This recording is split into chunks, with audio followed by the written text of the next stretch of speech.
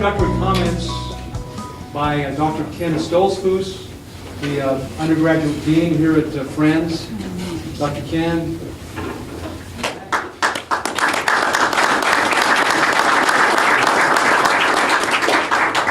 Well, good evening, everyone. Thank you so much for coming out tonight.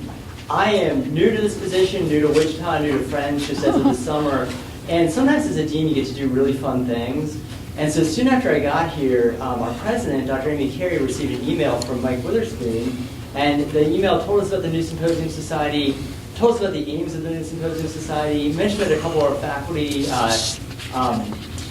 Dr. Malcolm Harris and Dr. Russell Fox, have been involved in this in the past. And that just sounded like so much fun to me to be able to host these events on campus. And so we met with Mike, and Mike was looking for a permanent home for the new Symposium Society. And we kind of said, where do we sign? Because this is exactly the sort of thing we want to do. As a Christian university, we're really committed to the pursuit of truth.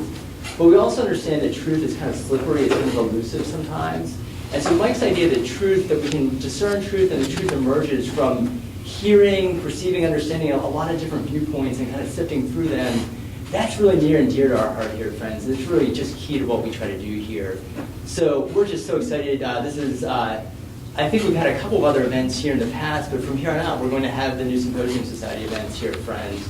So really excited to do that, excited for this evening's discussion. Just wanted to say a quick thank you to all of you for coming, and we hope you'll be able to join us for future events here as well. Thanks.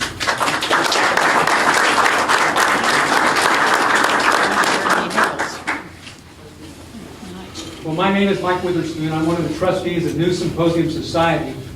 I'm going to take 2 minutes of introductory comments. I hope that you come to believe that we're glad you're here, that we're encouraged that you're here. New Symposium Society exists because of concern that the great conversation has been disrupted. Free and respectful dialogue between people representing a full spectrum of opinion is increasingly difficult to find, and for reasons too numerous to cover tonight. Heather Hayne, she and her husband dismissed at Evergreen State College in Washington for perceived alliance with white supremacy, cautions us, once scientists are silenced, narratives can be fully unhooked from any expectation that they be put to the test of evidence.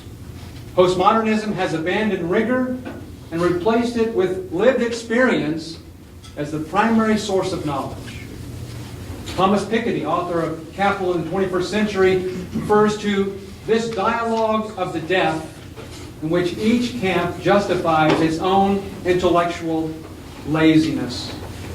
Bret Stephens in the New York Times last month advises, quote, that free men and women do not need to be protected from discomfiting ideas and unpopular arguments. More than ever, they need to be exposed to them so that we may revive the arts of disagreement that are the best foundation of intelligent democratic life. I have Aaron Doom of Eighth Day Institute to thank for referencing Stephen Smith's The Disenchantment of Secular Discourse as a good read. In his conclusion, Smith argues that allowing someone to be part of your social group, as long as they agree not to talk about things that matter most to them, is disrespectful. Conversely, sharing what you most deeply believe and submitting yourself to criticism and instruction by your fellow citizens on the basis of what they most deeply believe can be a profound expression of respect. Respect for our community, our commonwealth, as Bob loved restoring that significance to my vocabulary, includes gathering fine minds for civil discourse in the pursuit of truth. We're remiss when we accept anything less. I heard Becky Elder recently refer to conversation as community keeping. I really like that. Finally, I say this nearly every time we gather. Nancy Gibbs, former senior editor of Time, exhorts us, humility makes room for complexity and honors honest dissent. And so we gather as New Symposium Society. 4 years after our beginning, the topic of that first gathering in October 2013 was, what do justice and mercy have to say in the current U.S. healthcare milieu? We're back at it. It's a big question. And 4 panelists in order of presentation, Drs. Josh Umbehr, Mark Mosley, Kent Murray, and Carol Lee, who have not come for the speaker's fee because they have, and have not come because they have nothing else to do, but because they care about people. They care about conversation and truth. They're probably some of the busiest people on the planet. Help me welcome them.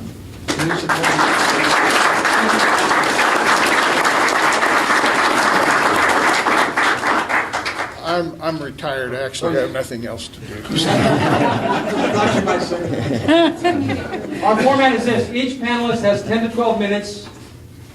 Then the last 40 minutes will be your questions, probing questions, only questions, though you may briefly lead your question with the necessary context. The topic's on the board. Shall we get started? Yes. Dr. Umbehr. Again, thank you for all taking your time. It's an interesting topic, a deep discussion. It can go a lot of angles, and there can be some strong emotions. So I like to preface that because when we start talking about healthcare being a right, it can be hard to disagree well, because if you really do feel one side or the other, there is no middle ground. And there's not a great opportunity for compromise. So the conversation naturally tends to pit us at opposing poles. A little bit about myself and why my opinion might matter. I'm a family physician, born and raised in Wichita, Kansas area. And we've created a new type of healthcare. We started this in Wichita in 2007, and it's grown into a bit of a national movement. It's an insurance-free model of care. And the general idea is you don't have car insurance for gasoline, you don't have homeowners insurance for lawn care, and you don't have life insurance for groceries. Even though those are each an essential piece of the product, you don't insure those because it doesn't make sense to insure those. Insurance is a tool, and it's a tool that's used to spread out risk for things that are catastrophic but rare. And right now we're using healthcare for the equivalent of buying gasoline, a windshield wiper, oil changes, and it doesn't make sense. If it was working so well, we wouldn't be here. So what I'd say is we challenge that status quo, and in a way that actually tries to make sense for everybody, to make that a win for the patients, the physicians, the employers, the insurance company, and eventually even the public in the terms of government-run care. So if insurance is a tool to pay for expensive things, then the status quo is health care is expensive. If we can change that, when we can change the conversation. What we do is a membership model for healthcare, $10 for kids, $50 for most adults, for unlimited home visits, work visits, office visits, and technology visits, email, webcam, cell phone, texting, etc. We have no co-pays for anything. Any procedure we can do in the office is included free of charge. But that's because those procedures cost us so little to do, which is surprising relative to the high fee in the traditional system. Something like an EKG will cost me 36 cents out the door. The coffee in the waiting room costs 60 cents a cup. I especially like that because Dr. Mark Mosley was one of my attendings, and he said in the ER, you're going to spend more time here than you will with your family at home. So make this your home. Make sure every patient is offered a warm blanket and a cup of coffee. Yeah, he introduced me to a book, 9.5 Things You'd Do Different If Disney Ran Your Hospital. And from there I continued reading on how to provide great customer service, how to be consumer obsessed like Jeff Bezos and Amazon. And that consumer obsession has led us to bring a very high value, low cost model to our patients. So if it's only 36 cents, I'm not making much money, I'm not losing any money, it defaults to the patient in terms of value. Stitches are $1. Urine dipsticks are 50 cents. Strep throats are $1. So we can do stitches, biopsies, joint injections, ultrasounds, bone scans, lung scans, heart scans, minor surgical procedures, all in the office for a reasonable fee that we're willing to absorb. Then to further add value, we do something very unique, which is wholesale medications and labs out of our office. And then that extends into lots of things, pathology, radiology, specialty consults, etc. But if Walmart will sell you 90 pills for $10, I can buy 1,000 pills for $8 wholesale. If the pharmacy will sell you migraine medicine for $100 to $200 a month, I get it for $3 to $5 a month wholesale. We mark everything up 10%. We're very transparent. Damn capitalism, I'm making a whole 30 cents on your migraine medicine a month. But that's the Costco way. What we're really doing is adopting sound business principles from the rest of the world other industries and applying it to medicine in a way that makes sense. And a blood test, a CBC, you could pay $50 to $75 fair price in a lot of places for that. We get it for $1.65 because we've simplified. We've cut out the middleman. There's a great book, Exponential Organizations, that talks about the fastest growing companies are the ones that simplify, streamline, and add value. That's what healthcare should be doing. So now we can make medicines for up to 95% less, labs for up to 95% less, radiology, pathology about 80% less. Well, we can take all that value, go work with the small business and their insurance to decrease the cost of health insurance premiums by 30 to 60% in the first year. We've had some groups like Johnson Garden Center that have decreased their health insurance costs as much as 75% over the 5 or 6 years they've worked with us. So then if we turn back to the question at hand, is affordable health care a realistic dream for the American public? After learning about our direct care model, I think you have to say yes. And I think we can go into a lot of the nuances of health care because there's always the but what about something expensive? Well, there's a lot of those things, and they do happen. This isn't the nirvana fallacy where we believe we've fixed everything for all patients all the time. Health insurance has a very viable goal and value, just like my life insurance does. And even though my home's never burned down, I'm very happy to have homeowners insurance. But it's also affordable relative to what I need. Healthcare, we're using an insurance card to pay for medicine that's a penny a pill, EKGs that cost 36 cents, office visits that should be free. So we're using it wrong. And if the national conversation is about how to make health insurance affordable so we can access care, then we're putting the cart before the horse. We really need to talk about how to make care affordable first and foremost. We can discuss the ideal payment model after that, so that patients still have health insurance for the big stuff. Inevitably it will happen, but it happens to less than 5% of the population in any given year.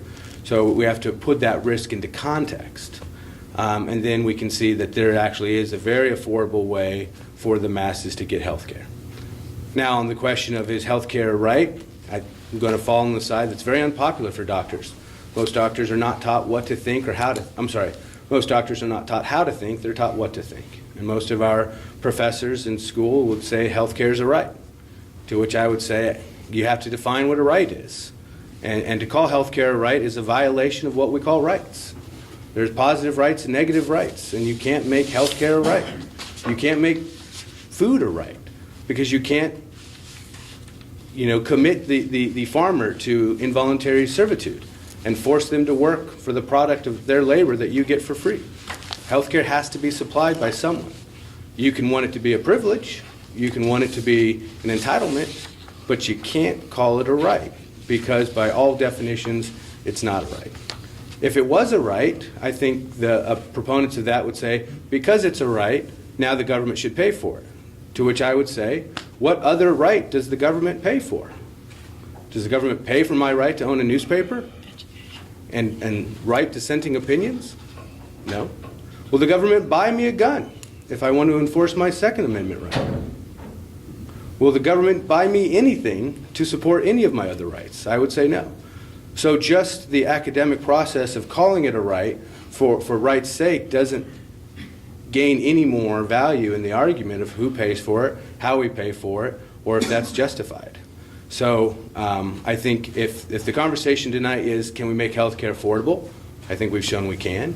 I think if you say healthcare is a right, I think we can develop a sound argument to say why we can't make it a right, because we can't apply that same logic to any other industry. So then we can discuss how best to pay for it as a society who feels the need to help people. That's fair. But then we can pay for that now in a way that's infinitely more efficient. We talk to politicians all the time and we say, well, for the left, they want to take care of more people more often. And that's a laudable goal. But we don't have the money for it. And the gentlemen, the senators, women on the right would say, we want to be fiscally conservative. And Kansas is broke. Now, that didn't stop us from raising our budget and raising taxes, but I digress. So there is no more money to take care of more people. And you may not be aware, but Kansas has a waiting list of almost 5,000 kids who are so sick that we won't let them on the Medicaid list because it would cost too much money. That point is near and dear to my heart because my daughter has Down syndrome. We're fortunate that she's healthy and she doesn't need Medicaid, but there's a lot of families who don't have that. So if we really take that seriously, then we should be who needs the most help, not who has the most votes, and extend Medicaid to 150,000 working recipients who also tend to vote.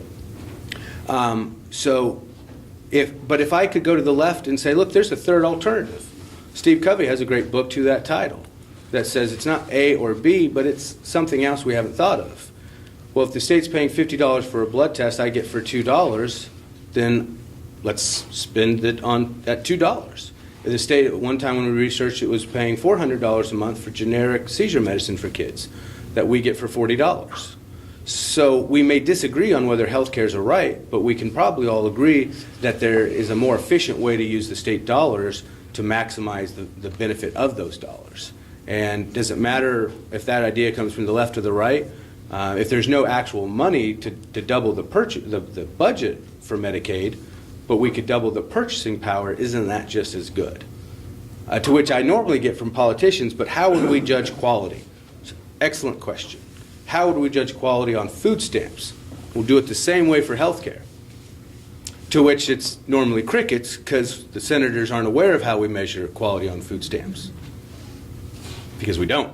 No crickets. Because Dillons would say no thank you to that concept of doing all the paperwork that doctors do, which makes up over half of their day.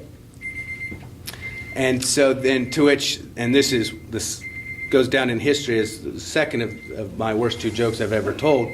The first was at my wedding rehearsal. I say, well, then we'll measure doctors the same way that we measure senators. For senators, they just never get the humor in that. It's so much easier to say, let's measure someone else's outcomes, but when you're saying on ours, well, that would be too difficult to do. I think the state is is broke, and we're paying for patient care or paperwork. We can pay for one, but we can't pay for both. So if we want to really fix health care, we find more efficient ways to spend the dollars we do have.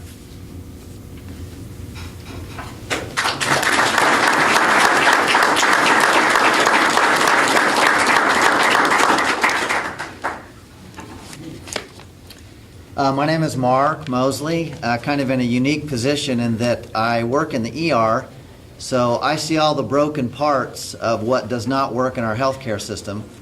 I also happen to work in a for-profit hospital for HCA, which is a $41 billion a year industry. So I'm in the wealthiest hospital system, seeing people that are utterly broke and have failed the system. I'm not smart enough or wise enough to tell you what to do with the U.S. Healthcare system, but I do like to read. And so I will take a minute for an advertisement for some people that are pretty smart and wise. And if you're interested in issues of cost, may I recommend a book called An American Sickness, How Healthcare Became Big Business and How You Can Take It Back, by an ER doctor, Elizabeth Rosenthal. Well worth your money if you're wondering, why is U.S. healthcare so expensive? A second book, which addresses wonderful issues of quality, maybe the best book I've read in medicine in the past 5 or 10 years, Ending Medical Reversal, Improving Outcomes and Saving Lives, and makes the distinction that Josh brought out between how do you measure quality in a way that counts with scientific integrity. I've also provided 2 articles which are completely the antithesis of each other.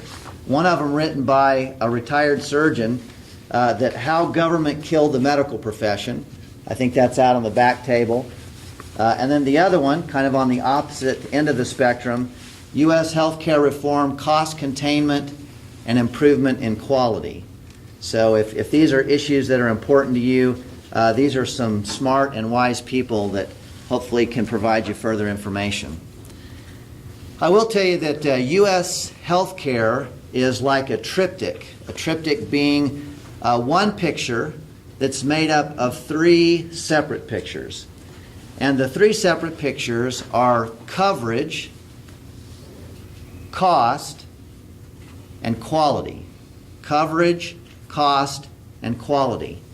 With regard to coverage, as Josh mentioned, we have to ask ourselves the question as a country, who do we cover? We have to ask the question, why do we cover them? What is the benefit to the greater community if we choose to cover them? And what's the motive? What's the motive for covering? I'll get to the suggestions for answers for those in just a second. The second picture is cost. And it's important to remind ourselves that among all the developed countries in the world, that we are the most expensive health care in the world. And not a little bit, a lot. 10 times greater. The EKG that you heard, how much does it cost? 35 cents? 36 cents. The bill in our ER for an uninsured patient is $850 for that exact same EKG before it's read by a physician. If you buy albuterol, well-known asthma medication people need this time of year, in the United States of America it's $100. Everywhere else in the world it's $10. So our cost is enormous. And it's not only enormous, it's highly variable. You can go to 2 different hospitals in the same town. One place will charge you $10,000 for a hip replacement. The other place will charge you $20,000 for a hip replacement with the exact same surgeon and the exact same operating facilities. There's a reason why, and there's basically 5 reasons why our U.S. healthcare is so expensive, 5 major players, and they are as follows. Insurance companies, pharmaceutical industry, medical device companies, hospital corporations, and physicians. Those are the big 5. And they are all extremely profitable. There's no reason for any of those organizations to change what we're doing when your profits are extremely good. There's one other piece to that puzzle, and it's called American expectation, which helps to drive the engine of why you can continue to charge more and more.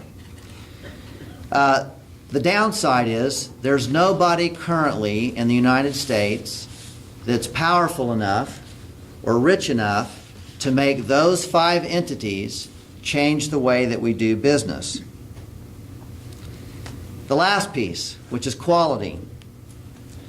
U.S. has the worst medical quality among all developed nations, and among all countries that have a health system, we're number 37. So we spend the most, and we have the worst outcomes. There's a couple of reasons why. One of them is that our baseline illness is a lot worse. We have sicker individuals than the rest of the world that are the developed countries. We have many, many millions that are not insured, and we have many more millions that have outrageously high deductibles, and that number is going up and up every year. It's also important to remember that the way the government defines quality, the ones that are on the billboards and the paper, cost compare, hospital compare, all of these are parameters put out by the government that have absolutely zero to do with the quality that happens in the hospitals and the offices. They're basically a way of payment or of not payment. They really have very little to do with scientific integrity and what has been shown in the medical literature. Now, the worst thing about coverage and cost and quality is that there's nothing that allows you to fix all 3 of those at once. In fact, if you try and fix one of those, invariably you'll make one of the other pictures get worse. And that's what makes this so difficult when trying to get a reform policy. So I would recommend that we fix one at a time and then adjust after each fix. So first of all, coverage. And I'm going to argue that health care as a right is the wrong question. Because as soon as you bring up health care as a right, people begin to argue about the legality of what does a right mean.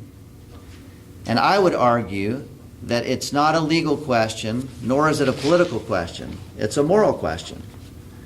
That, from my perspective, it's about caring for the least of these.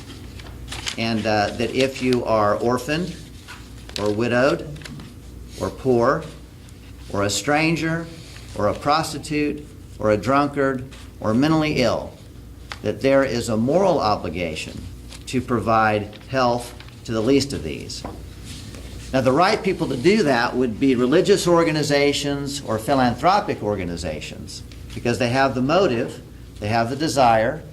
Unfortunately, they can't afford to do that. And places that try and do that invariably have to take out government grants and have to hire their own grant writers, because charity cannot fight these other 5 powers that drive the cost. You cannot effectively help the least of these in the U.S. without controlling cost. So how would we control cost? Well, there's 100 ways of trimming cost, or more, that make small differences. But if we step back and ask ourselves, is there any data that shows how a country can control costs? The answer is yes. And whether I believe this or not, whether I like it or not, as a scientist, sometimes you have to look at the data, and the data you have to accept is the only thing that works. The only thing that's currently worked throughout the world is a single-payer system. That's why every country in the world, except the United States, has controlled their costs. Because when a national government says, I won't let you charge $835 for an EKG, you cannot charge any more than $2 for an EKG, then you finally have a powerful enough entity to control your cost. So now let's go to quality. If you take a single-payer system, you will improve the quality of medical care for people that currently have no insurance. You will improve the medical care for people that have very high deductibles and prefer not to go to the doctor unless it's a crisis. You will make the quality of medical care worse for everyone else. And even if you could keep the quality the same, which would be arguable, you will not be able to meet the expectations of an American public when you cannot efficiently and quickly deliver the kind of quality that Americans feel like they're entitled to.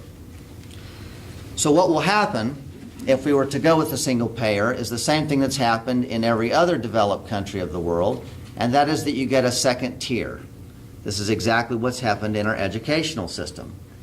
While many people pay on a regular basis for public education, and they may not have children, or their children don't even go to public school, but they pay regularly for a baseline public medicine or public schooling, and if they want something more, they pay at a very high price for what they consider to be a higher quality.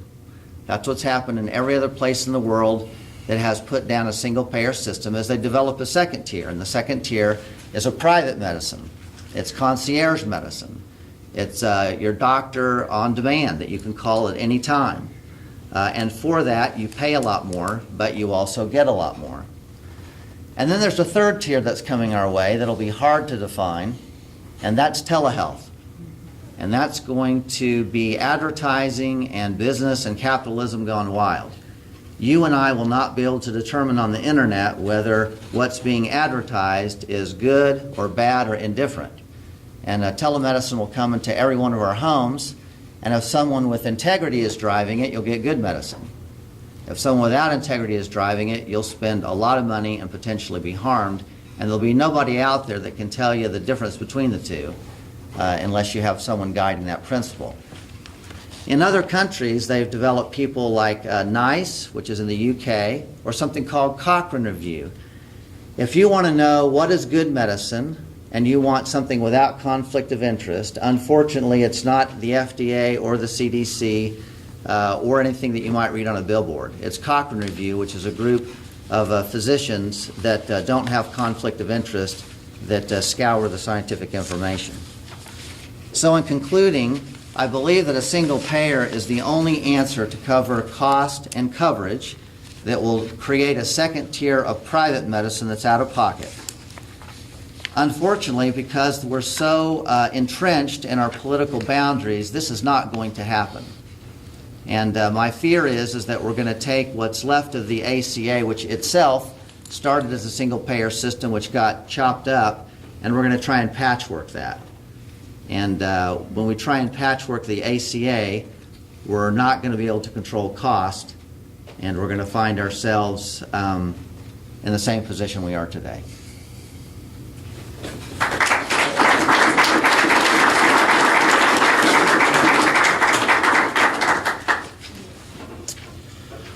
Well, I'd like to get back to whether health care is a right or not, and I have strong feelings that it should be. We're the only developed country in the world that seems to have a problem with that question, and it's been settled everywhere else. I'm not sure why that is. But a right, in my mind, doesn't make a distinction between the deserving and the undeserving. It's just a right. And some people see rights as protection provided by the government for people. Other people see rights as protection from the government. And there's that conflict that goes on, and we're all aware of that. I'm going to tell you a personal story. We had a close family member who was a low-income worker, installed lighting in buildings like this. Was diabetic, 47 years old, otherwise healthy. Got sick when they were out on the road 1 week, felt sick for 2 or 3 days, got home, got sicker.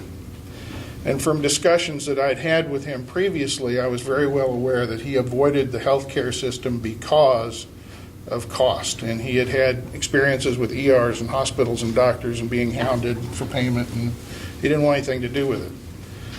Long story short, he got sicker and sicker, and by the time he got to the emergency room, he was in extremis and coded a couple of times on the way to a specialty hospital and died. He was a casualty, in my mind, without question, of our healthcare system.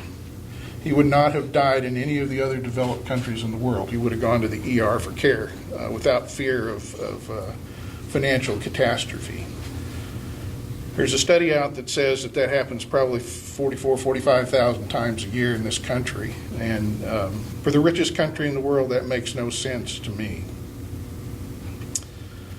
There's a political philosopher named Henry Shue at Oxford who says that rights are as much about our duties, which is a moral issue, as about our freedoms. He says that what we really mean by his basic rights are those which allow us to enjoy any right or privilege at all.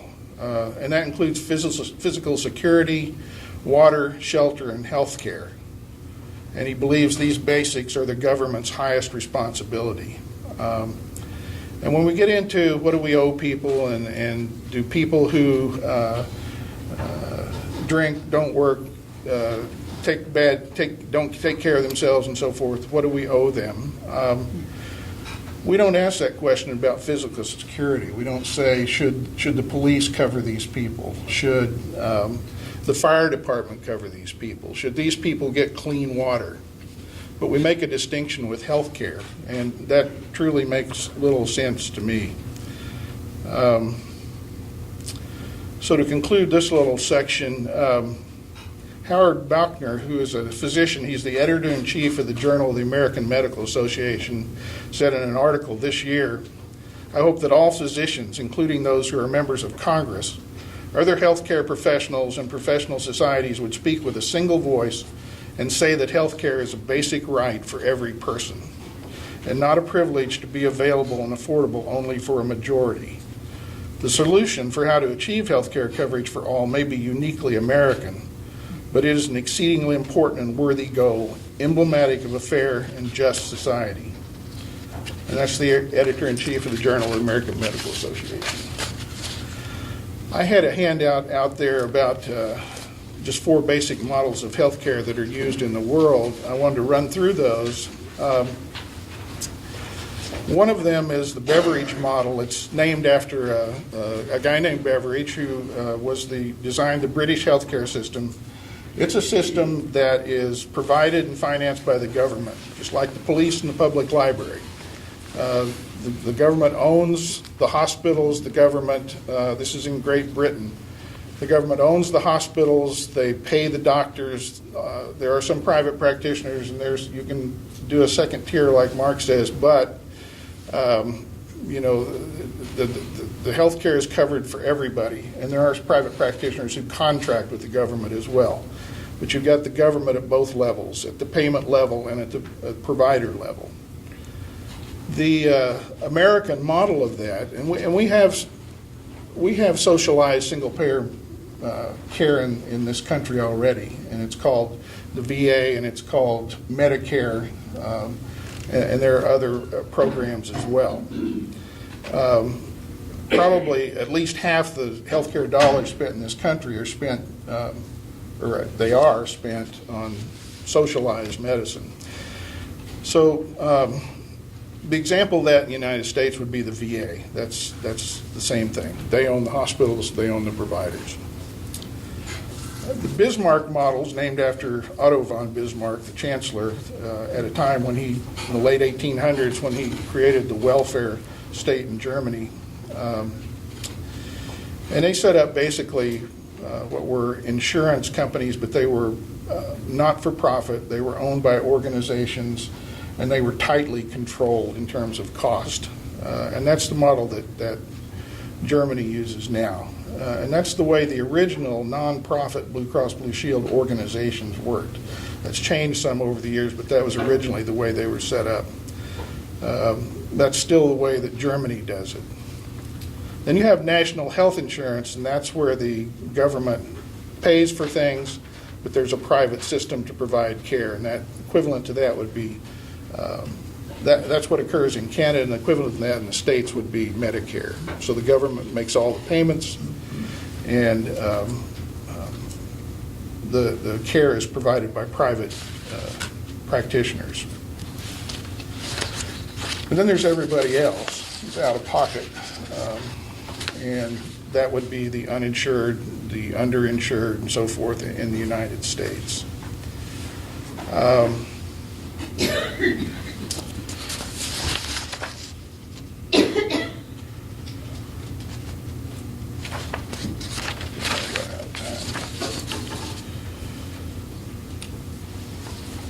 But anyway, the United States, unlike any other country in the world, maintains these separate systems for different classes of people in our country. It just doesn't occur elsewhere.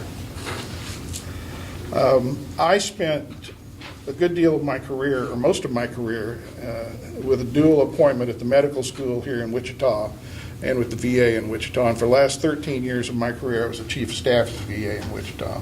I've been retired for 7 years. The VA is not paying me anything, so I don't have to say anything good about them if I don't want to, but I'm going to.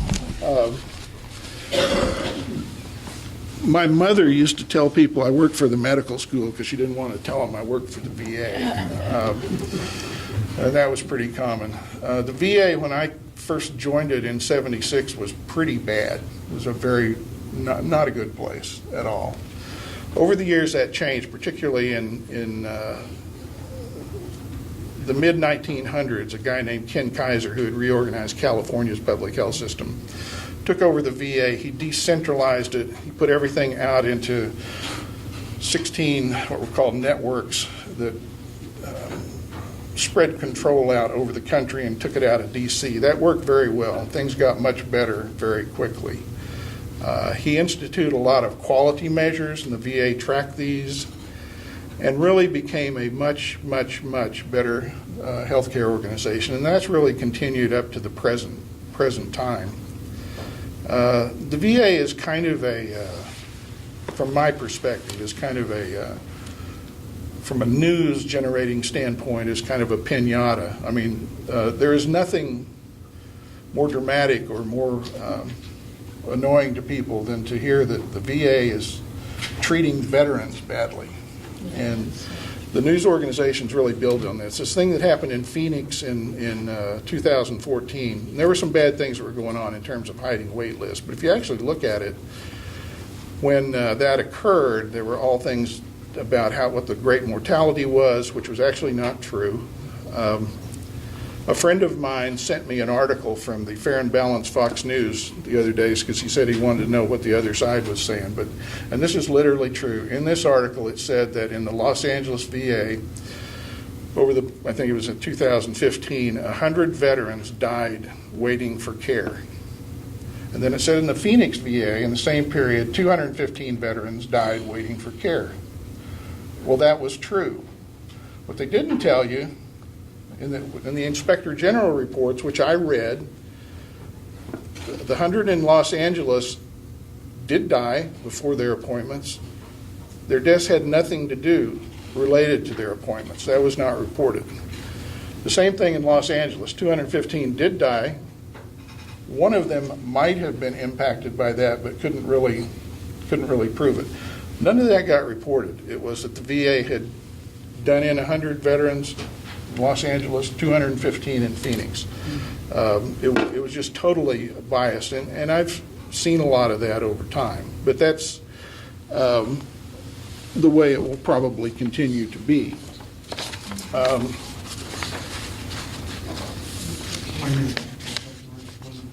1 minute? Bummer. Okay. While I'm defending the VA, I'm going to read a little bit. This is from a RAND Corporation report that came out last year. And they looked at all the studies that have been done in the preceding 10 years on quality of care in the VA system. And they say that we found the overall quality of care in the VA healthcare system compares favorably to other segments of the U.S. healthcare system. In some areas, the quality of care provided by the VA exceeded what we found in other settings, although there were areas where the quality of VA fell short. RAND study updates and expands a similar one conducted in 2009 and was part of a large examination of the VA healthcare system conducted at the request of Congress. 22 of 34 studies on safety and 20 of 24 focusing on effectiveness showed the same, if not better, quality of care as provided in VA facilities. I only read that just to tell you that it is possible for a government healthcare system to provide good care. It can be done.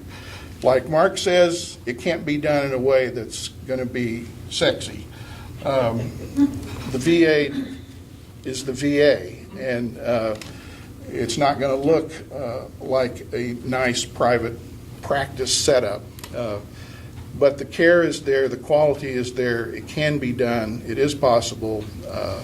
The rest of the developed countries in this world do it and provide care for their people, and I think we could too. And with that, I will stop.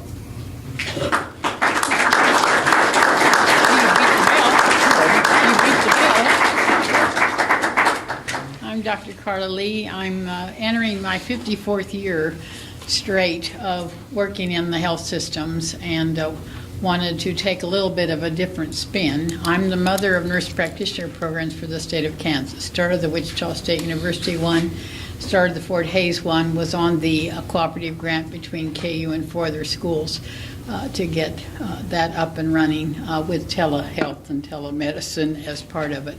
So it's been an interesting career. I was 20, graduated early as a registered nurse, couldn't take boards because I was not old enough. And so my first year, I was bouncing around as a graduate assistant until I could get a legal license. But once I had one, I took off. The career's been, for me, fantastic. I'm a big believer in team care. So I brought a couple of books too tonight to share. Andrew Weil, some of you may have heard of, out of New York, written a whole bunch of books on integrative medicine and transformational medicine, in which he purports, of course, health care that is not just medical care and also teamwork. And so it's something we started the nurse practitioner program on. I wrote the state laws, KSA 65-103, with Senator Sowers in 1975. And some of my nurse colleagues at the time didn't like what I did, but I saw grouping all of the advanced groups together, so we would sort of organize that. And our original model, which is actually still there, was collaborative practice.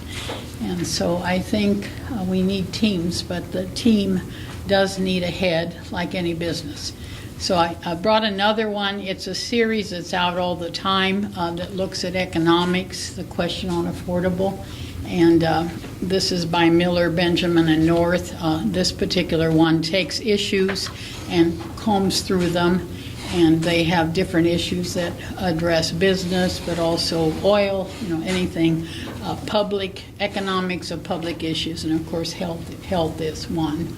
So just lots of reading, kind of what Mark was sharing, and Dr. Murray and Josh too. We're probably all readers in the process. I want to first define right and then think through it. And I did have a handout. If some of you saw it, I'll go through worth.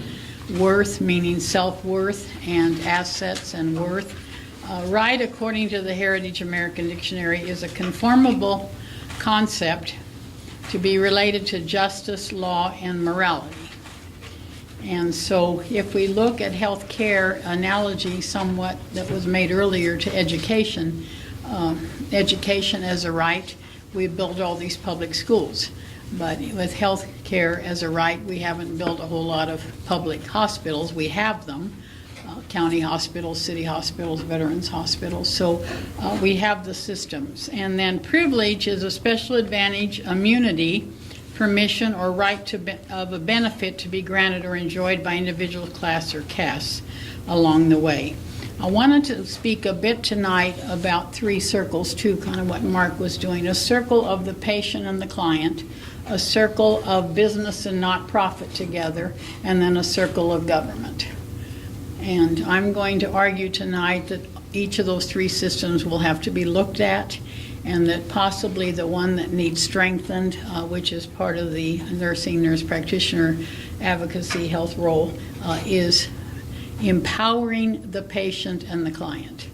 Empowering the patient and client into self-care.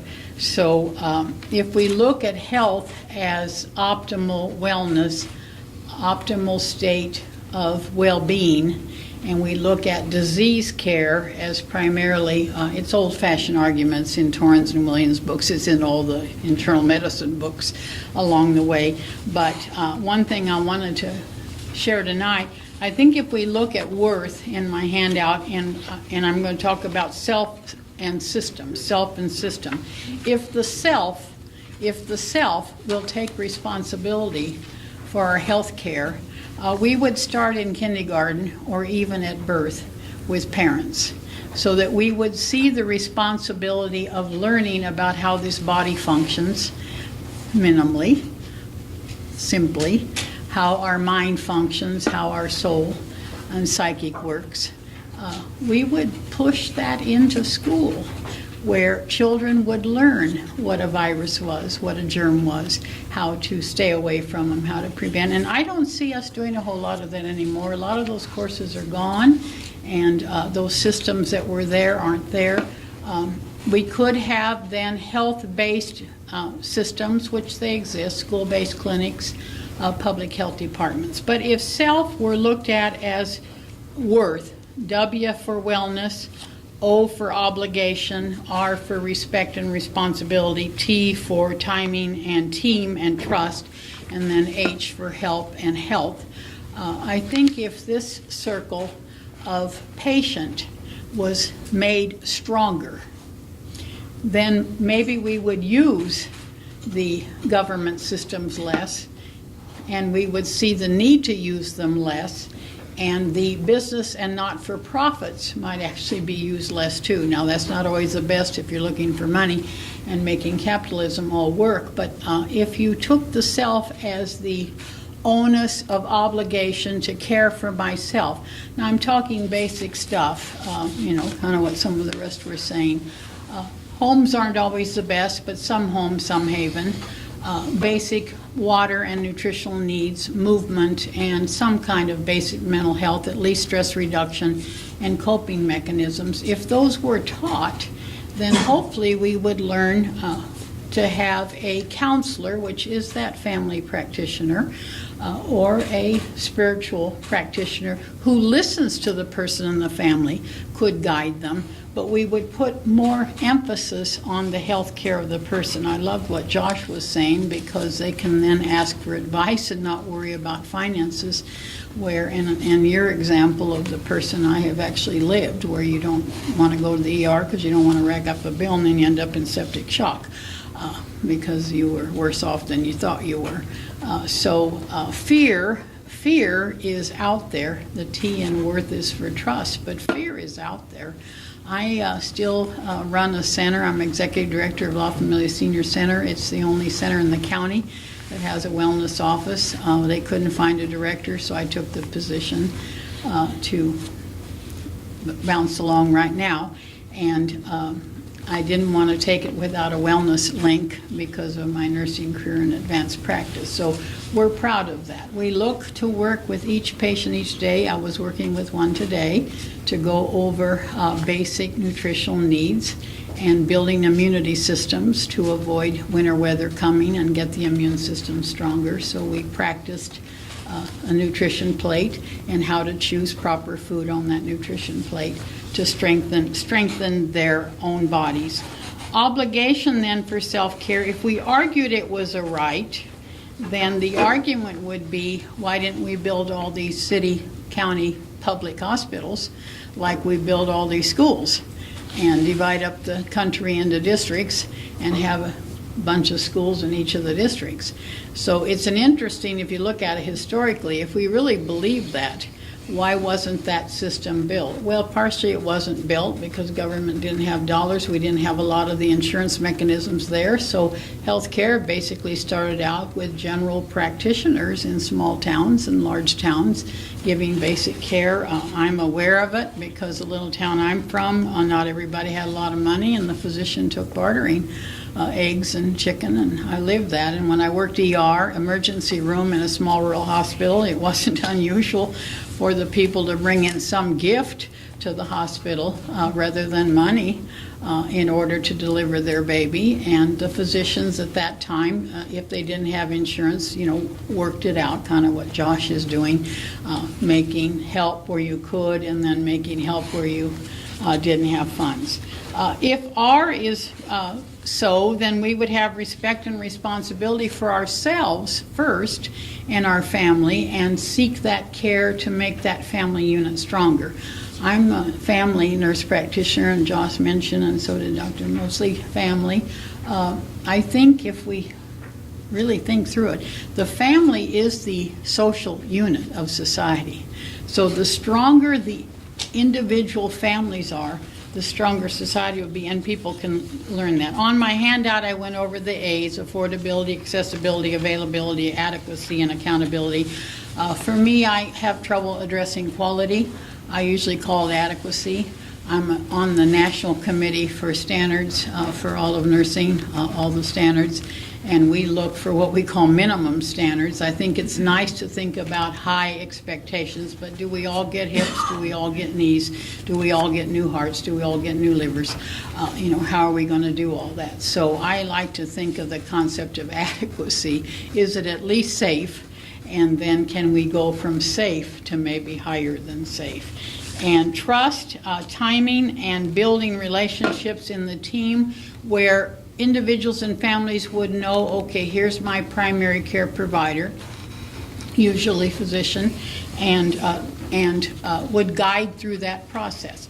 But what Josh was sharing, I think, is crucial, to get basic health screening and not use the ERs, where you can rack up a bill really fast. And then lastly, I had a handout of kind of lists of strategies that could be addressed. So if we strengthen the patient where the patient's healthier, then maybe we could only buy catastrophic insurance and hope to carry just basic health insurance, and then the risks and the higher things that drive up for the others would be moved to a different insurance base.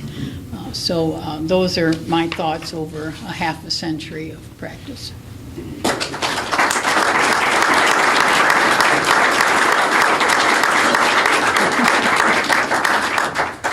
Let's devote the rest of our time together to asking questions of the full panelists.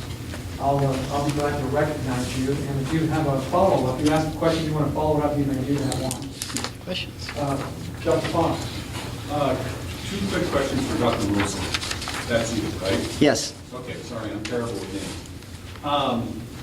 Just to make sure I got it clear in my mind, the 5 that you mentioned were the 5 obstacles to addressing costs in the American healthcare system, in your opinion, were doctors, the pharmaceutical industry, hospital corporations, medical device manufacturers, and Insurance companies. insurance companies. Okay, thank you. The larger question, you talked about the relative low level of care that exists in the United States in comparison to many other countries around the world.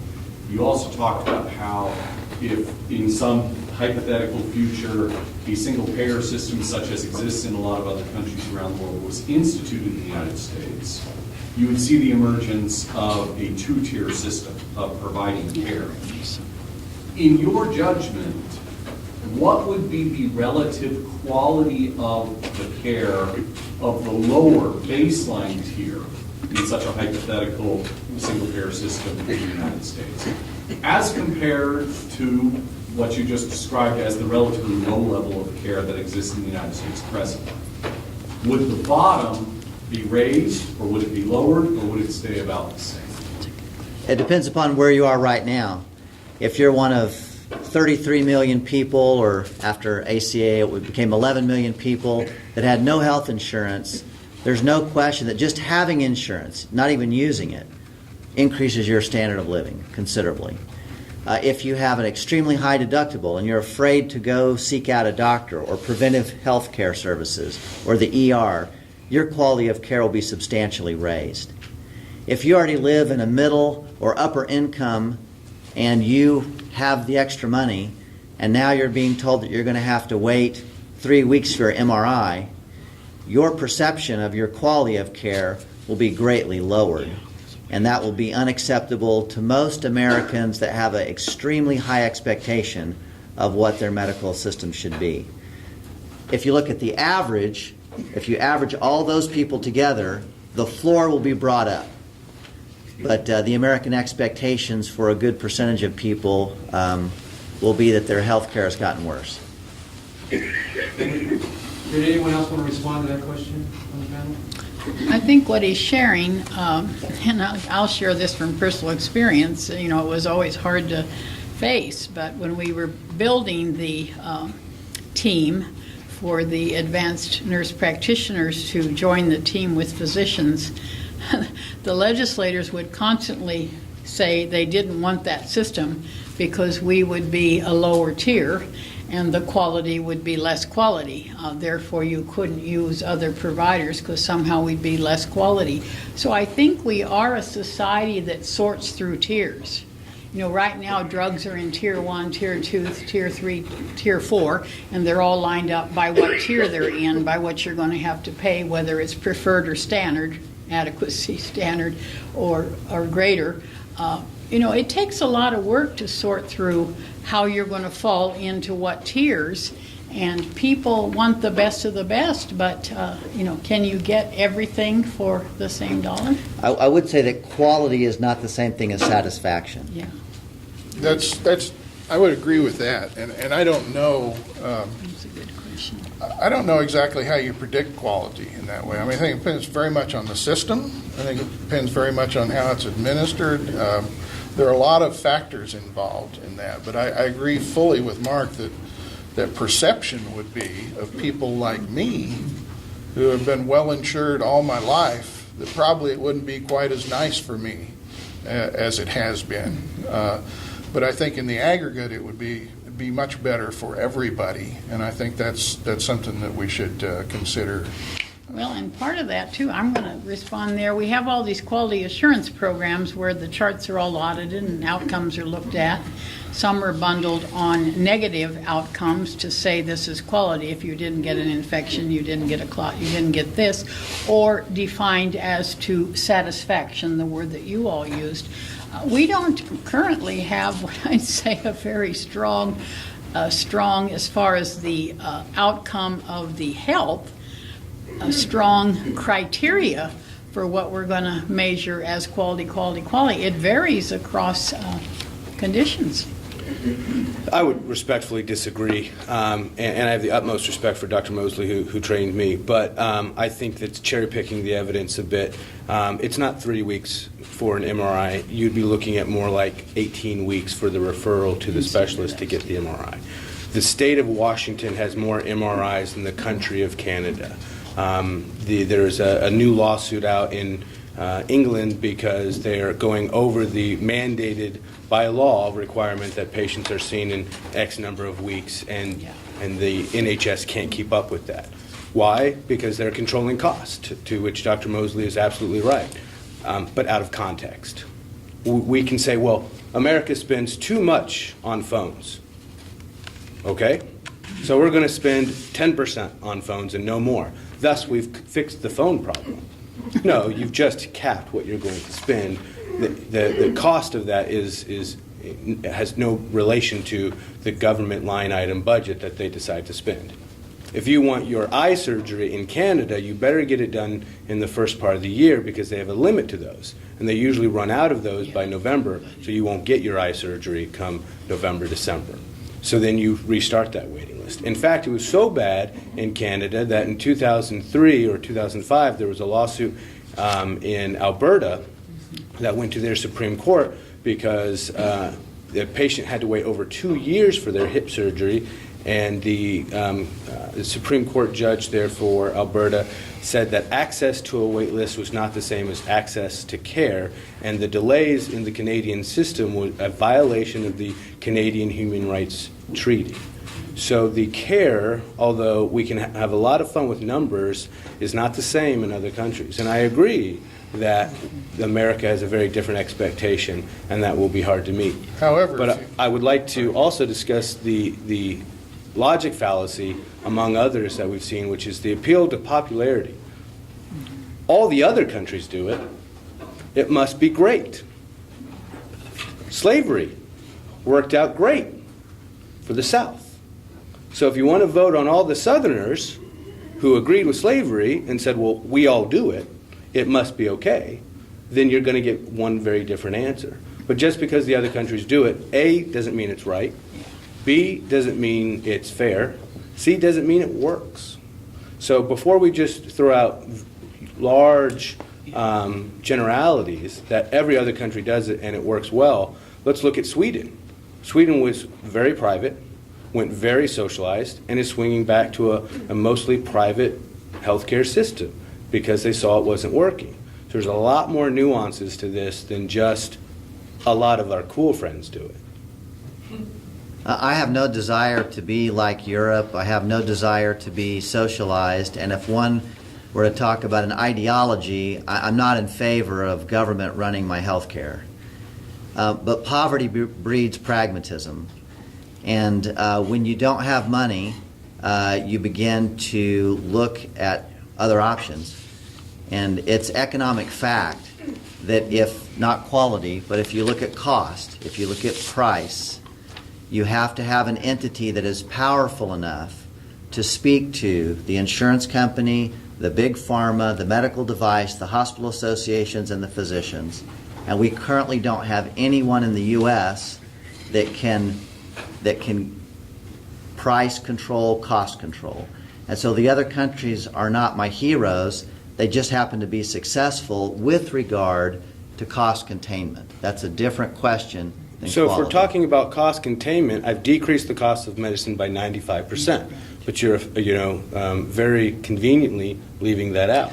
The amount of people that do concierge medicine in the United States of America is 3%. So that's a fallacy of an attack, an ad hominem attack. It's attacking me. I'm a concierge doctor.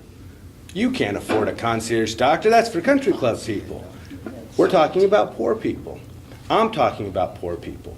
Because I guarantee you the single mom working a $10 an hour job at a call center needs a concierge, direct primary care, doctor more than most. She has to ask for permission to go to the bathroom, let alone go to her doctor. So when she can now text her doctor and doesn't need a functional car insurance, gasoline, a bus pass, anything else, and can get immediate care quickly and affordably, that's more care than presidents had 30 years ago.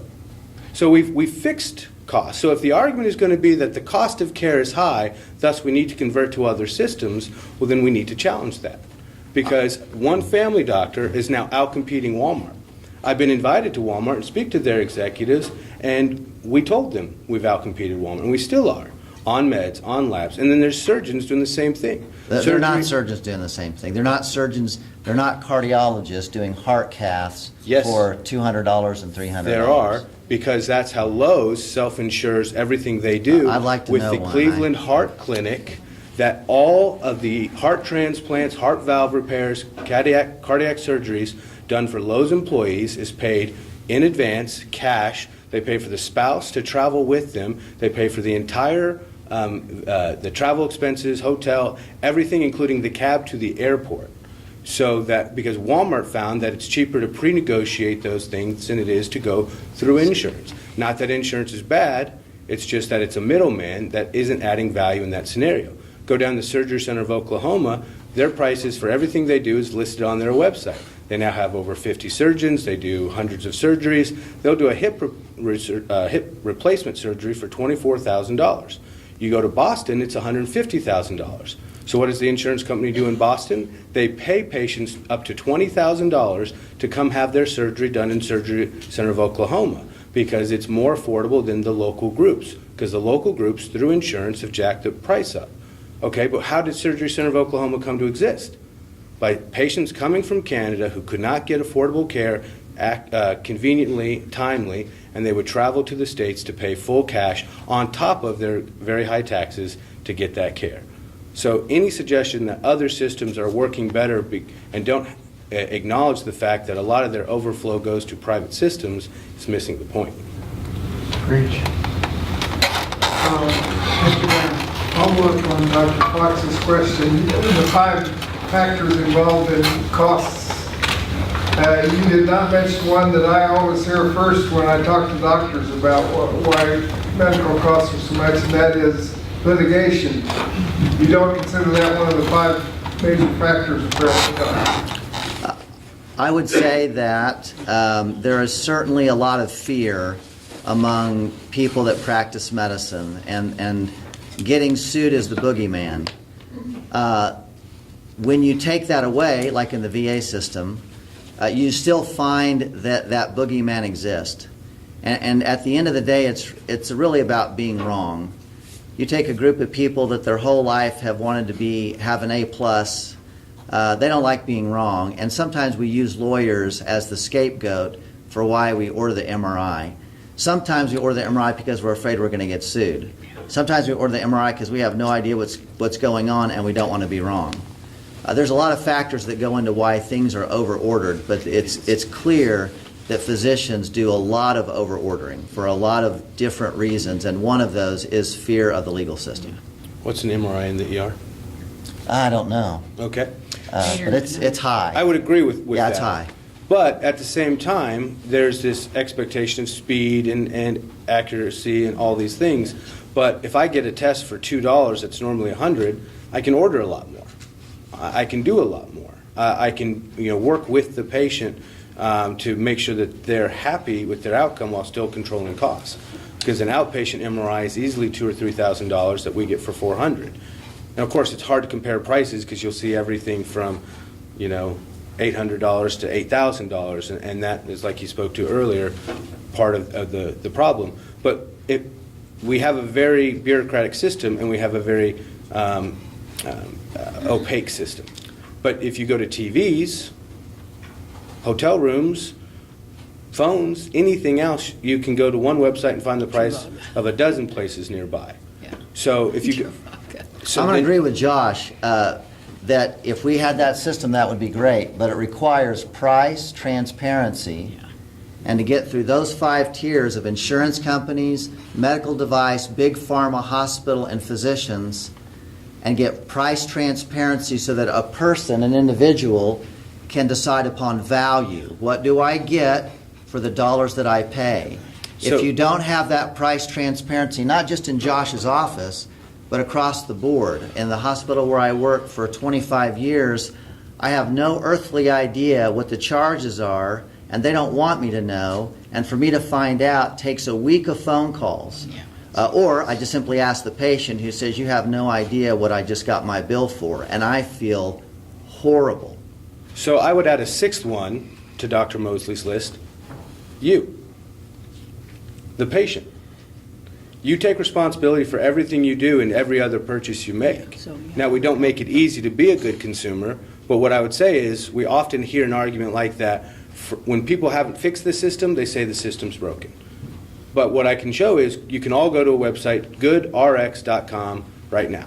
And it will geolocate off your phone all the pharmacies close to you. You type in even part of the medicine you need, and it will auto-complete the rest, give you name brand or generic option of dose and quantity, and tell you the coupon price that can be up to 80% less than the listed cash price. And you can all do that now. The problem is, and the GoodRx and among companies like this will say less than 5% of consumers will use this, even though it's readily available and free to use for anyone, anywhere. Because we haven't built in a culture of being a good consumer when it comes to healthcare. And in part, I blame doctors for not educating their patients, but it's one of Well, my layer question of about issues. concierge medicine would be, what happens, it appears to me you've still got a segment of the population that's not going to be able to buy a $24,000 hip. Even if it's a bargain hip, they're not going to be able to buy it. What about those people? So that's the broken window fallacy. And you'll just continue to see these logic fallacies. Well, so somebody couldn't afford it. But what you don't see is the thing that didn't happen behind it. So what about the person who will decrease your insurance by 50%? So you go from spending $15,000 a year on your health insurance to $7,500. So we save you $7,000 a year for 30 years. Is that enough to buy a hip? Yep. I'm not good at math. But Josh, that's- I don't follow you, because in a given evening, and you've worked Sure. with me in the ER, Mhm. and it's been a little while, but not that long. Not too long. In the given night in the ER, let's say I see 50 patients. I can tell you that 35 of them may not have a phone, transportation, the mental ability, the social ability, the transportation, or the wherewithal to even care to be able to look on GoodRx to find a concierge medicine, to know where to go find there. So But how- again, we're throwing out concierge medicine like it's... I'm not against it's a concierge critique. medicine. I think that's- Insurance free, cash, free market. These are all the terms we'd use for any other product. you can only have a free market if you have price transparency. So then if I can show you price transparency, I can show you a free market. Because what we don't have is a free market in government. Because you can't tell me what a school costs, what these things, all of these things Let's lump hidden. everybody together, because in Let's. capitalism, the HCA is not a government system. It is. And they're a making- $41 billion industry a ACA, year. sorry, ACA. Right, but it is a product of a broken system. So, Sure. but we can move forward and say it's not good or bad, it's part of a broken system. But if we look forward, we have a private space race now because of what the free market can do really well. We always say, well, the free market can't fix this, and the free market can't fix that, but then it does. And Healthcare is not a free market. No. It's not now, but it is, and there's parts of it, and the parts of it that are a free market are the parts that are working best. So now that I can get you 1,000 metformin pills for $11, and compared to the name brand price of other type 2 diabetic medicines, 26 years of metformin for the price of 1 month of the name brand. So it's about a doctor having time to go over that with patients. But you see 30 patients in a night. That's less than 0.001% of the population of Wichita. So your argument is to the nirvana fallacy. If we can't fix it for everyone, we haven't fixed it for anyone. But if we fixed medicine by making it 95% cheaper for everybody, well, then that brings the cost for everyone down. That means fewer taxes, that means less insurance, that means more jobs, that means more disposable income, but that means ultimately cheaper care for the people who still need government role. So even though, yes, some people can't afford a hip, Milton Friedman classically said two things, and this is my concern with a government-run system. There's 4 ways to spend money. Your money on yourself, your money on someone else's money on yourself, and someone else's money on someone else. And right now in healthcare, we spend someone else's money on someone else, and that's the least efficient way to do it. But he also said the problem with poor people is they're poor. They don't have money. They're not poor because they lack a government program that buys them A and B and C and D. Because we know that doesn't work. because MIT did a study of the Oregon Medicaid system, and it showed that 20 cents on the dollar in value got to the recipient. The government can't even hand out money well, let alone in a healthcare system. So we can talk about the best way to bring care to the masses who can't afford it. That's fine. But you don't design a system for the 5% of people who can't afford it. You design it for the 95% who can, and then build in the rest. You think there's 5% that are mentally ill, poor, bad transportation, bad housing? Well, bad transportation is something we can fix through telemedicine. I think 10%. If you have a computer. Well, even the uninsured is only 15%, and all the uninsured aren't terribly sick. It is a smaller percentage, but you missed the point. 80-20, 55-45, but you don't build a system around the minority. You build it around the majority that can work. It depends upon and your fold in philosophy. the rest. If your philosophy is taking care of the least of these, my philosophy, then you raise the floor. Well, and now that's an argument. It's a fallacy to emotion. So, we're not taking care of some sick people, so you're all bad people. And if we're going to define it for morality, I imagine we define morality different. So I have a daughter with Down syndrome. How much money are you going to give me? Your morality is to take care of the least of us. My daughter's the least of us. If we had a relationship, That's an argument of intimidation. I apologize. That wasn't right. But you're right. So the point is that each one decides how much they give on their own. That's not for the government to decide down. But the perfect example of this, regardless of what that 80-20 number is, how do we take care of people who can't eat? And what's more important than eating when it comes to health? Eating, Yeah. So how do we take care of people who can't eat? self-care. Food stamps. Welfare. Food stamps. EBT card. So we have a way. And how does that work? Is that the government forcing the grocery store or the farmer to work for them, to fix the prices? Or actually, has that working because it is the equivalent of a cash transaction? Here's how much money we think you need for food. Go forth and buy food.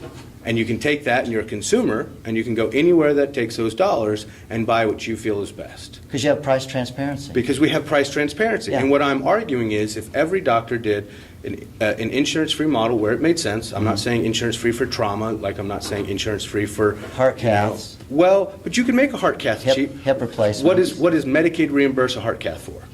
I have no $300. So it's not a terribly expensive thing. That's not what the bill is. But okay, so the suggested retail price, who shops at Kohl's? This joke may not go. No one knows what the price at Kohl's is, but I know I could get an 80% coupon in the mail every couple of weeks, and I don't know how I do that. So regardless of what the price is, we're talking about what the cost is. And what we're saying is when we have price transparency, we see the true cost of care. And what I would say is we've done that. For everything we do, we can tell our patient, this is the cost. In medicine, you're saying we have that? For everything that we can do in our office. In your office? We've done that already, but Yeah. that includes What do you do specialty. about the hospitalizations? Well, because the hospital won't work with us. Exactly. But I can call a surgeon and find out what that bill is. I've taken pathology from $300 at Wesley to $40 by mailing it to Boise, Idaho, to a Mayo-trained dermatopathologist. I get cash prices on radiology. I know the cost of everything I do when I don't go through insurance. Now, I'm not arguing what you do in your office. I'm saying what you do in your office won't work for the U.S. healthcare system. okay, what percent of the U.S. healthcare system is cancer care? Throw out a number. All cancer care, diagnosis, treatment, radiology, oncology, surgery. Of the $3 trillion spent each year, what percent is cancer? 20%. Do I got 20, do I got 25, 25?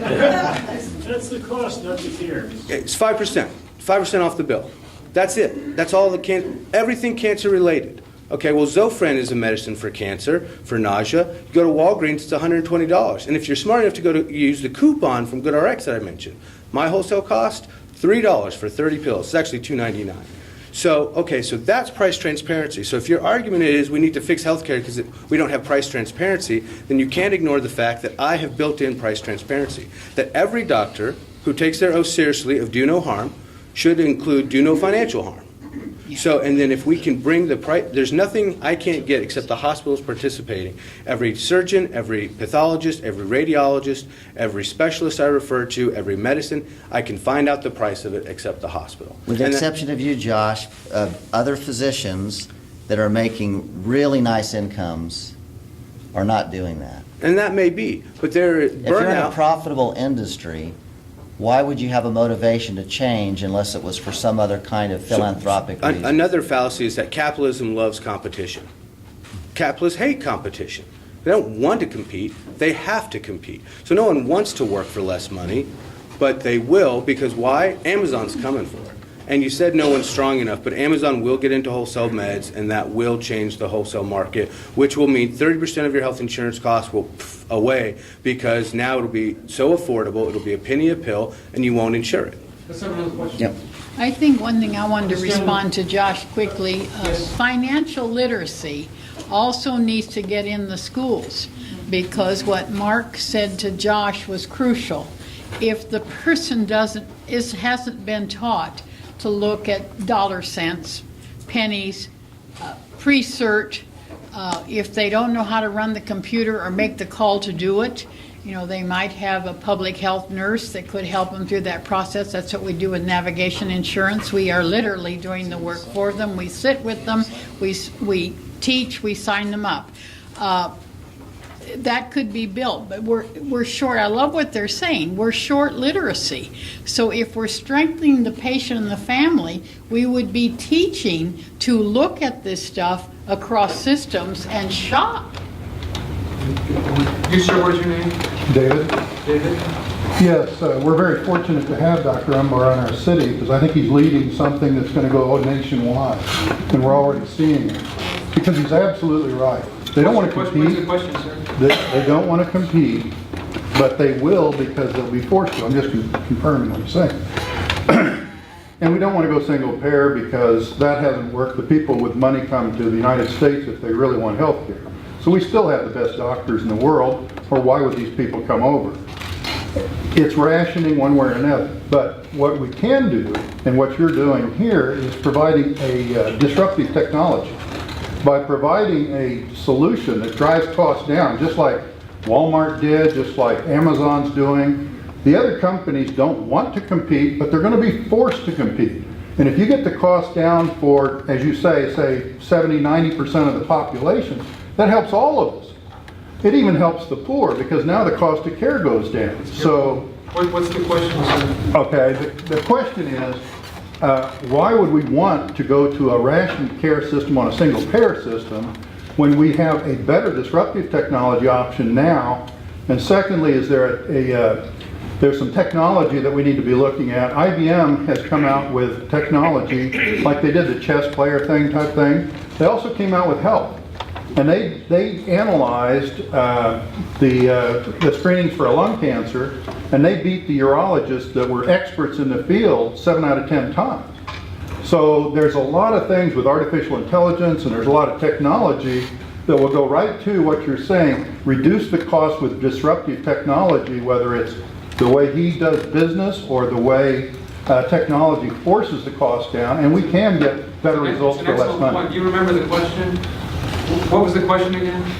Why Why would we want to go to it when we're on the right path now? What you're doing is in the right path.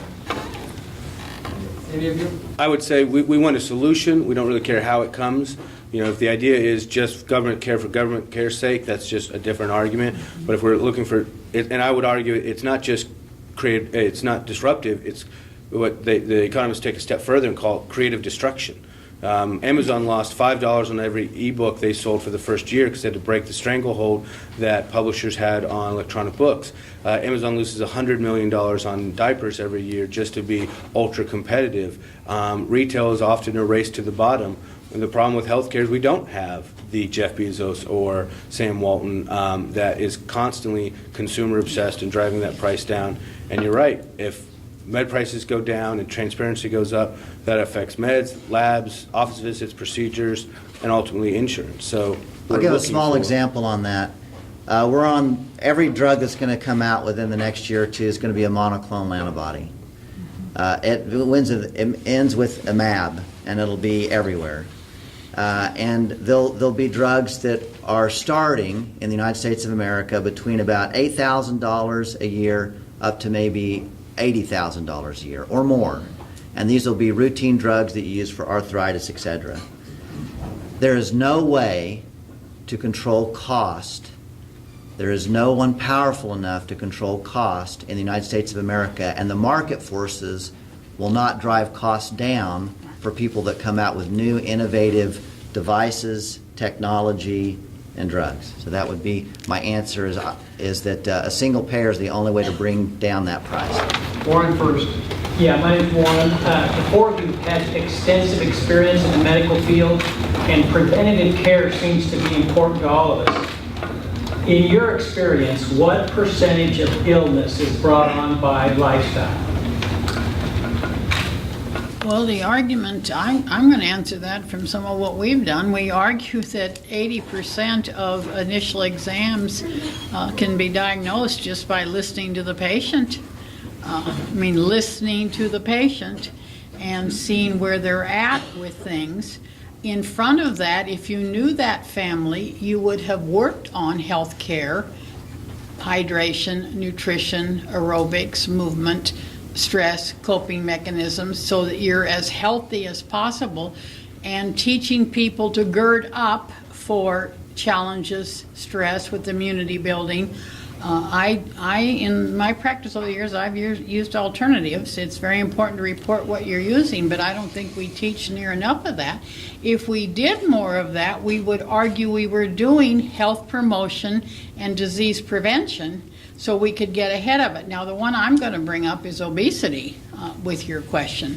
The obesity in this country is pandemic. Epidemic. It's ridiculous. And the amount of increases in type 2 diabetes that are picking up because of weight gain is tremendous. And how are we going to deal with all of that when, and of course the drug market's there. Mark's bringing up the drug markets. We got so many of them out that are expensive you can't keep up with them. If we were working more on disease prevention, we would, number one, look at BMIs and see if people could try a little harder. That was my lecture today with the people I was dealing with at our center. Try a little bit harder to get a few pounds off so that eventually we don't end up with organ diseases that are related to conditions like that. Lifestyle was crucial there. Sedentary life, and there's tons of research on that, sedentary life eventually leads to chronic diseases. Arthritics need to move. Diabetics got to figure out what foods they're eating. Computer people have got to work where they don't get carpal tunnel disorders. If we'll take ergonomics, if we'll take the time to look at our situation, where we're working, what can we do to make a difference, hopefully we could at least stall off. Now, diabetes has some genetic component, but we might be able to stall off 20, 30, 40 years if we paid attention sooner. The dark side of prevention is that education alone doesn't change behavior. Yeah, that's... And so, we've known forever, exercise, don't smoke, and watch your diet, and nothing has changed. So it's not how important is prevention, but how do you make prevention important? And the only way we've been able to do that so far in terms of population health in a dramatic way has been immunizations. Yeah. That's really the only preventive therapy that we've instilled. Cost effectively. What's that? Cost effectively. That's yeah. been cost effectively, that has radically changed, even in our lifetime, and you're young. The number of children that have survived today that would not have survived 15 years ago because of a vaccination. That's really the number one preventive therapy we've done. Prenatal test or not prenatal. The only thing about 20 seconds to get this question out, so forgive me. But currently in the world, it seems that most of the medical, technological, and pharmaceutical innovation comes out of America. And it's because there's so much money. So we attract really smart people from around the world to come here because they know they can make money if they develop a monoclonal antibody, or another way to do a CT scan of somebody's heart. And if we go to a one-payer system, or if we do the concierge medicine and we make all this cost transparent, do we worry that we're going to drive down our medical innovation? Our technology? Well, the dark side of that is that our innovation is not ever quite as good as we think it is. I'm going to turn you back to ending medical reversal. this entire book is based upon things that hit the market early because it's financially important, and then 5 or 6 years later, it just goes away because it didn't work, or it worked a little bit. And the way that science used to work is that it would get ferreted out by the medical community, and then it would hit once it had proven itself. But business has gotten ahead of science, and so the amount of things that we actually do that make a dramatic in people's lives is pretty darn small. It's being with a person and knowing they care that seems to be the magic ingredient that makes things work or not work. You know this well, Chris, but someone that comes in the hospital with a heart attack, the number one parameter of whether they do well in the hospital and post-operative is not their cholesterol level, not whether they're obese, not whether they smoke. It's whether or not they're depressed. And I'm going to agree with you on everything except that the two areas, one being rheumatological disease and the other being cancer. That's where the most pharmaceutical innovation is happening. That's actually making huge changes in people's lives. But they're extraordinarily expensive. And then would you say They're not expensive in Europe, as expensive, but I think 10 times less. We're absorbing that cost for them. We are absorbing the whole cost for Europe. You're exactly right. And so if we make it cheap here, then we lose our innovation, and the companies that are doing this can no longer afford. That's what the pharmaceutical companies say, but they spend a very small percentage of their budget on research and development, about 10% or less. I guess I want to hit a second there with what he said, just a second. They spend far more. Pharmacy spends far more on advertising and that sort of stuff than R&D. R&D is way overblown. There's a great book, Abundance, by Peter Diamond. You got to, if you look at the power of the supercomputer we have in our pockets, that's an industry that only continues to make leaps and bounds, and it's transparent in all regards. We're going to see more software innovation that will continue to drive down the cost or the delivery or access of care. So I don't think. I'm still troubled. I got to get back to this. Okay. I don't know which fallacy this is going to be, but it's got to be one of them. I'll nail it. I still haven't gotten my. You're making a very persuasive case for concierge medicine. I still haven't got my poor people taken care of. So how do I get my people who need to pay out of pocket for a hip or a heart cath, and if they can't afford insurance now, they're not going to be able to pay for these things in the system you're proposing. Well, did I ever at once propose that we get rid of Medicaid? Or did I just propose that Medicaid is low quality for the dollar spent? I didn't. Or catastrophic. Did I ever say we should get rid of Medicare? Or did I just hint at the fact that Medicare is bankrupt? I maybe not hit at that. It's bankrupt and insolvable for a variety of reasons. What I did hint at was a solution for how we pay people who can't afford food. If they can't afford food, you're right, they probably can't afford my medical prices. But my medical prices are $10 a month for kids. So let's not raise the bar too high for what the state has to afford. So the state's already spending a lot of money on things. They're just spending it very inefficiently. So like I said, the state's spending $50 on a test I get for 2. The state could, just like food stamps, pay $2. And that's a profit to me and a profit to the lab company, and the patient still gets great care. So I did propose a way for patients who can't afford care within the current structure of the system to get more cost-effective care, which would actually allow us to take care of more people more often in a budget-friendly or budget-neutral way. Dr. Bryan. So I was lucky enough to be on this panel years ago, but my comment was a combination of both of yours, but you seem to be arguing against each other. I was saying you could drive down costs tremendously, Amazon could do it, and you transition to the people who want to pay $10,000 a month for a drug that helps them 1% of the time, because they're going to want to get that drug. So you can always, there's always this spectrum. Right. You could supply the masses with concierge for cheap medicine, because half of what I do could be really cheap. It's an electric bill. Right. And If you had more of them, we're talking about 3% of the population currently being covered by concierge. If you had physicians everywhere that were willing to do that, I have no problem with that. If you had pharmaceutical companies that were willing to wheel and deal with individuals like that, I have no problem.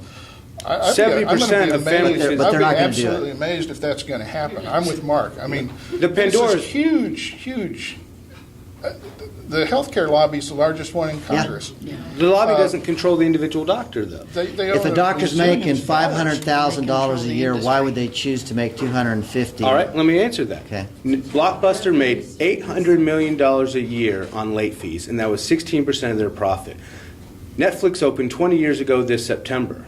So they started out with no net fees, no late fees, and Blockbuster laughs at them. So you're ridiculous. Of course you have to charge late fees. Well, that's doing the new thing in the old way, but they didn't. And now Blockbuster is an urgent care, and it's gone the way of Kodak, and Netflix has 110 million subscribers. So patients respond to value. The Pandora's box of unlimited visits, no copays, free procedures, wholesale meds and labs for 95% savings, and health insurance that could be 60% cheaper is open, and that box isn't going to close. Family physicians rate the highest in burnout at 70%. You're telling me that they wouldn't gladly convert over to this model where they make more money, see 5 or 6 patients a day instead of 30, provide better care more often at a fraction of the price to patients? Yeah. So just because 3% of the population is managed by concierge direct care physicians now, it's still representative of a solution that could be applied to everybody. Unless you're schizophrenic or poor transportation or no phone. No, because all those same things still apply. I get the Seroquel for 10 cents a pill. So I can take care of schizos. I've got all kinds of patients with mental health illness. And you know what? What if they still can't pay? Again, we're back to the food stamps model. But now, again, in a model that's 10 times more effective. Elon Musk can send a payload to the space station for 95% less than NASA could. And what I'm saying is direct primary care can offer health care to poor people at 90 to 95% less than the status quo. So who's defending the status quo? Dr. Harris. You suggested looking to other countries as a model as one option. For cost. Well, for a number of different things, and I think we should be grateful for the number of models out there. Do you think it'd be profitable to also just look at our history? I only bring that up because Christy Chapin has come out with a history of how our current system of, I wouldn't say healthcare insurance, but healthcare finance has evolved. And there were some radically different models as recently as the 1920s. I think we can learn. Do you think we can learn from history as well as from just looking at other countries currently? Our own history. Her book is Ensuring America's Health, the Public Creation of the Corporate Healthcare System. And I apologize. I set up a podcast that I got the name that I learned about it originally. The problem is the capitalism of today is not the capitalism of your grandparents. What I would disagree, because I'm disagreeing, so I apologize. Because I was on the radio, and I've spoken several times with Professor Chapin, and she said that our model is exactly the same as what her research showed from the 20s and 30s, is that doctors had prepaid models back then. So we talk about where Marcus Welby with an iPhone, and of course you can't say that joke to medical students because they have no idea who Marcus Welby is. But we go back even farther than that to the 20s and 30s where doctors had groups of docs who cared for groups of patients in a prepaid model exactly like this. And she goes into great detail to describe the unique balance of powers here. Is if I don't do enough for you, there's not enough value in the membership, so you don't continue it. If I do too much for you, then I lose money. So then they have this very interesting, dynamic. Hospitals don't work that way. They did. They don't work that way today. But hospitals today, in a very short period of time, it used to be the physicians in the business office were separate, and the physicians, they kind of gave the pretense the physicians were running the hospitals, and they did the business behind on the back end. Today, physicians have become employees, and they're too expensive, so you don't hire as many physicians, and you replace them with mid-level providers. And everything is about the bottom dollar from quarter to quarter. And in the ER and in the hospital, you're paying physicians individually to meet certain quality metric bonuses that allow you to get paid that have absolutely nothing to do with patient care. Business has completely taken over the motive. It's a profit motive. I did take the trouble to do the research, and the CEO of HCA, Mark's parent company, salary works out to $80,000 per weekday. Yeah. Okay. That is a meaningless fact. Another logic fallacy. Oh my gosh. But it is. But you can't sit up here and be academically dishonest and throw out this. Ad hominem. It is. Academic. I can back up my evidence for why you're academically dishonest, because he's throwing out a number, 80,000 a week. Does anybody in this room a day? Oh, even better, because no one in this room makes 80,000. So that must be bad, because it's a big number. Josh, you can't control hospital costs. You can't control I hospital can costs. control hospital costs because the Surgery Center of Oklahoma is doing it, and then we've gotten other doctors in other states to get their local hospital to match or beat Surgery Center of Oklahoma's prices because competition works. So I'm sorry, but the gentleman in the system that's broken is saying the system's broken. Yes, we get it. Blockbuster failed. But you can't say that the new Netflix coming along for healthcare won't work, because proof is in the pudding that it is. So the CEO of United Healthcare made $75 million. That's amazing. That's ridiculous, right? Well, do the math, and it comes out to 3 cents per insured per month. So this is wag the tail. Two more questions, and we've got to wrap this up. You, sir. I think you cherry pick your examples, Doctor. Those are the best pickings. Yeah, because Redbox charges billing fees, and they started after Netflix, so they must be run by idiots. Also, the library, which serves the poor and allows everybody to get, they charge late fees too. Yeah, late fees. Also, Buy books. Medicare is bankrupt. I'm on Medicare, and my costs are not increasing this year because Part B costs are not increasing. But my taxes are increasing because Medicare can't run efficiently each year. Our taxes have never gone down. The cost of running the Medicare system has only gone up year to year, in part because Medicare patients are living longer. Cost of running is 3%. No, that's a fallacy as well, because The that. cost of government besides Medicare is going up for absolutely everything. That's Right. what you're talking about, the provider cost. So, Also, if you're interested, I can show you how to make coffee for 7 cents a cup. hey, I like coffee, and I want my patients to have an experience. Last question, Bob. I want to get back to this, though, because that was intentionally insulting, and let's get back to that. Well, I was intentionally exaggerating. Hold it. Yeah. Let's stop right now. We're going to have one more question, and Civil you're going to have discourse. concluding comment. Bob. I've heard a couple of things tonight. One is there's a difference between satisfaction and quality. Yes, very much so. Who should be the primary party that determines what has been purchased? That's my first question.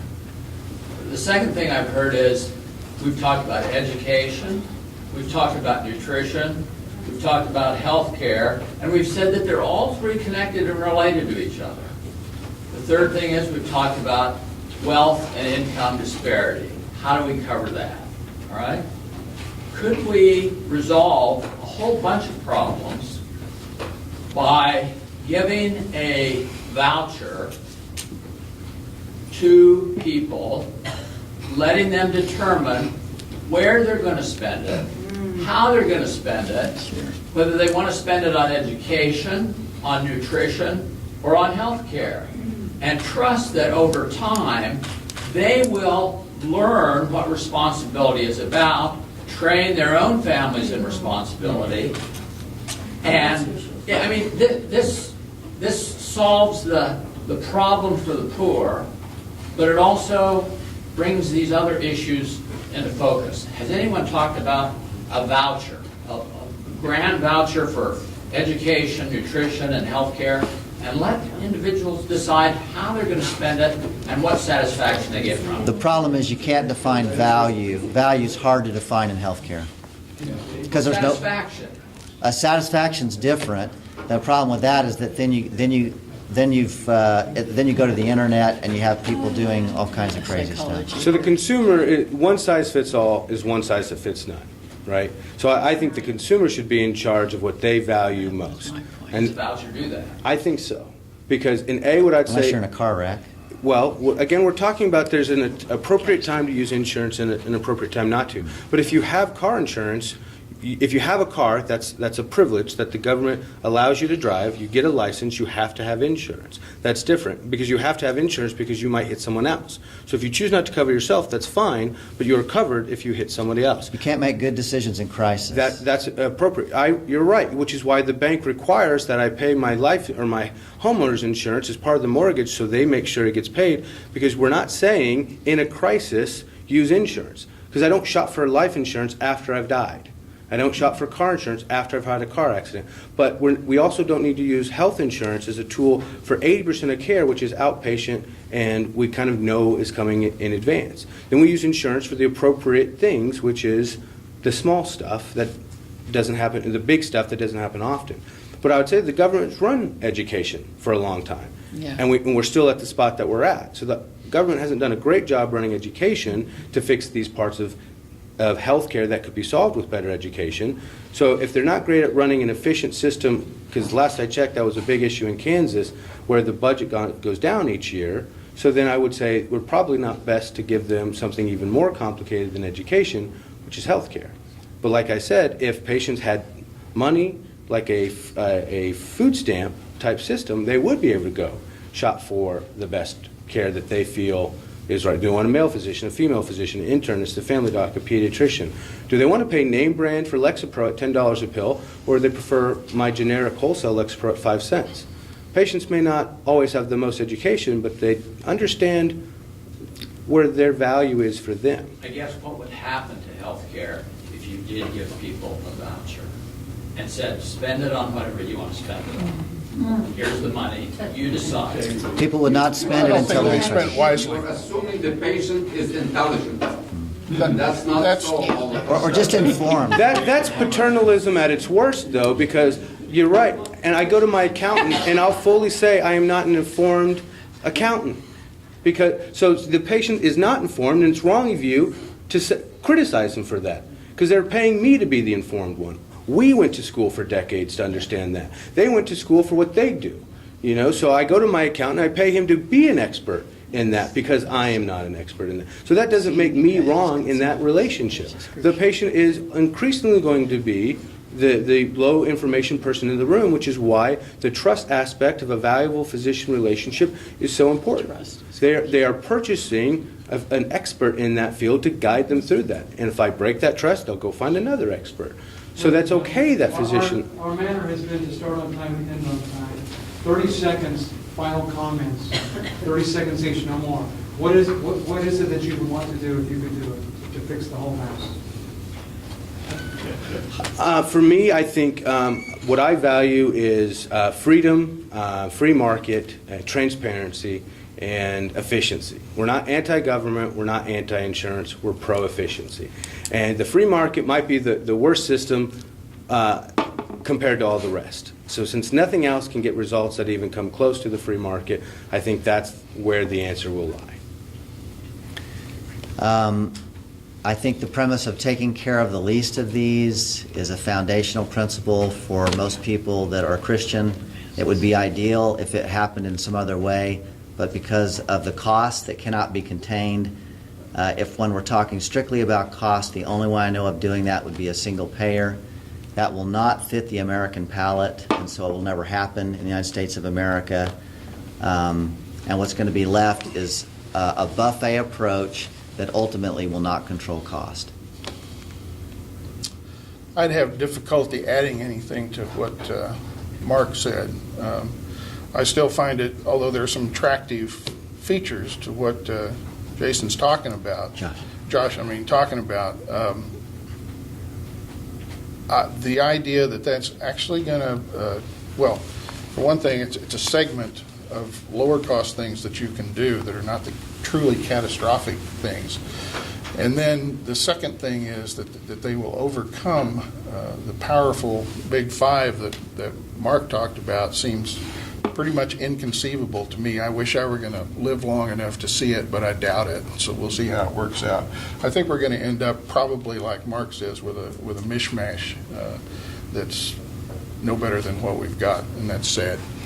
I think that is where we're at. So, you know, for me, it's helping as much as we can to teach and educate the patient where they will think about vouchers and making choices on their own if we were to get there.